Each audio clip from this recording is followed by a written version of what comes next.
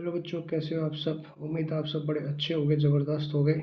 बच्चों, आज हम करते हैं क्लास 9th का एनसीईआरटी से मैथ का क्वेश्चन है और एक्सरसाइज है 1.2।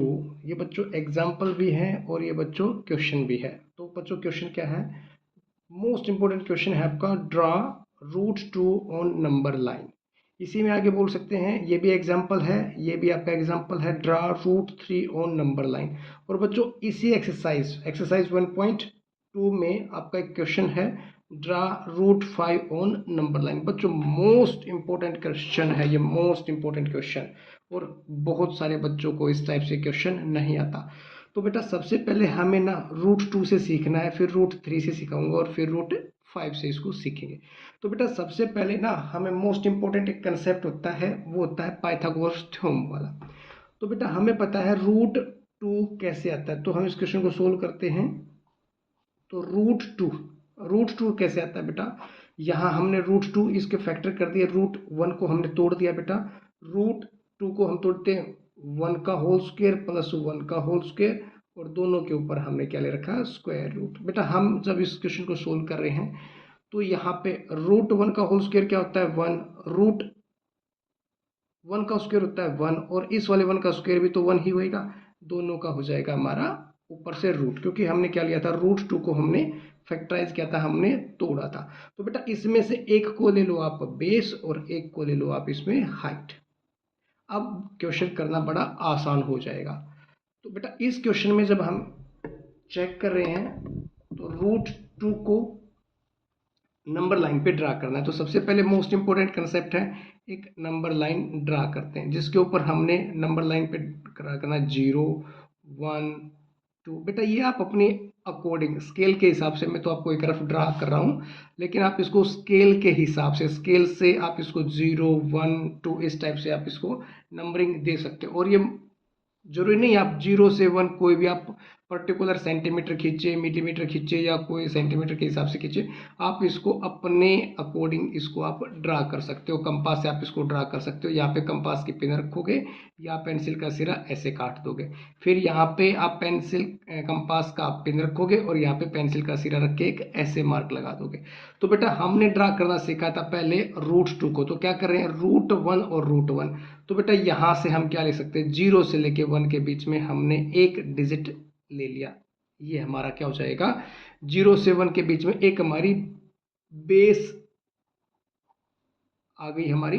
अब क्या करेंगे, इस 1 के ऊपर यहां से कंपास को यहाँ पे पिन रखेंगे और यहाँ से पेंसिल को इस तरह से एक्सटेंड कर देंगे बेटा। तो फिर जितना हमने कंपास को एक्सटेंड कर रखा है यहां तक, उतना ही यहाँ पे एक स्टेप लगाएंगे, उतना ही यहाँ से आगे एक स्टेप करेंगे, और फिर यहाँ से 90 डिग्री का एंगल कंस्ट्रक्ट कर देंगे बेटा। ये हमारा क्या हो जाएगा, 90 डिग्री का एंगल बनता है इस तरह से। तो बेटा हमने जितनी मेजरमेंट ली है ना, क्योंकि यहाँ पे मेजरमेंट कितनी है 1 है और ये भी 1, दोनों यूनिट क्या हमारी सेम है, तो जितना हमने इसको एक्सटेंड कर रखा उतना ही एक्सटेंड किए हमने क्या करना है, एक और आर्क लगानी है। तो 0 से लेके और इस आर्क तक हमने इसका नाम लिख दिया मैंने ए, या दैट मीन यहाँ 0 से लेके और ए तक मैं इस नंबर लाइन को क्या कर दूंगा, इस नंबर लाइन को ज्वाइन कर दूंगा।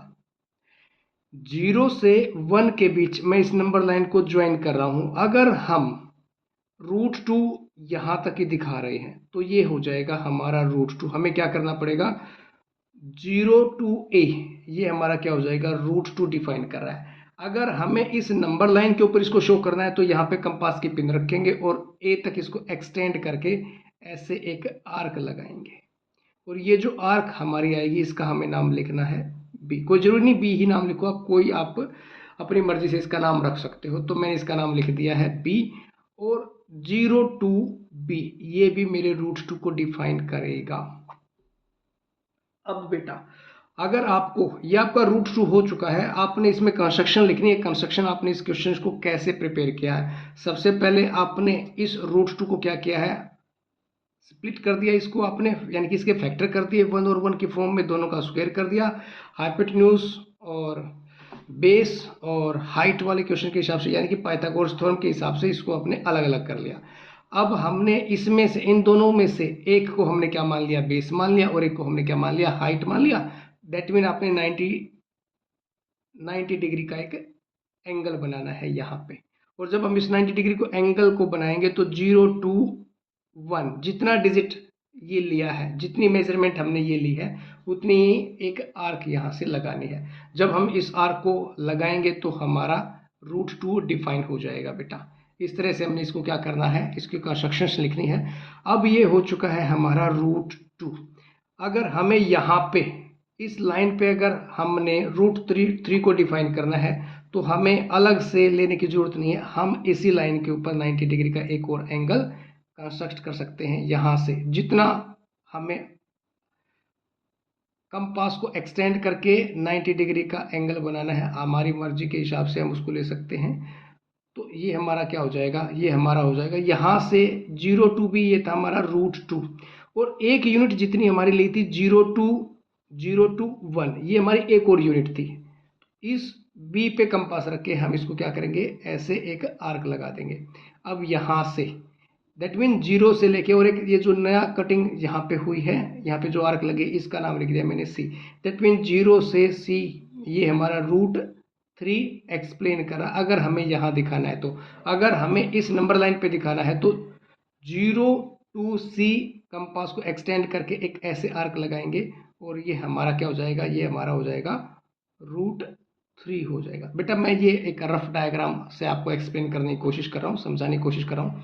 आप कंपास से इसको बना के देखना, आपका एग्जैक्ट बनेगा। अब यही आपका √3 आ चुका है। अगर आप 0 to C लिखना चाहो तो ये आपका √3 हो चुका है। अगर आप इसको 0 to, इस पॉइंट का नाम लिख दिया मैंने D, इस पॉइंट का नाम लिख दिया मैंने D, 0 to D अगर लिखना चाहो तो ये भी आपका √3 हो चुका है। बेटा इसी की ऐसे ही कंस्ट्रक्शन आपने इसको लिखनी है। आपने इसको कैसे कंफर्म किया है, अगर हम √3 को फैक्टराइज करना चाहें तो यहाँ से कर सकते हैं। ये √2